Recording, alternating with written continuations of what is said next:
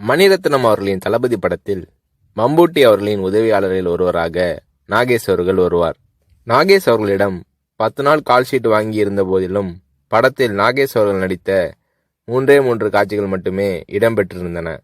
பிறகு ஒரு நாள் ரஜினி அவர்களை நாகேஷ் சந்தித்த போது, மணிரத்னம் என் கால்ஷீட்டை வீணாக்கிவிட்டார், இன்னும் சில காட்சிகளில் என்னை பயன்படுத்தியிருக்கலாம் என்று நாகேஷ் அவர்கள் தன்னுடைய ஆதங்கத்தை வெளிப்படுத்திய போது, ரஜினி அவர்கள் பதிலேதும் சொல்லாமல் புன்னகை புரிந்தார். அவ்வளவுதான்.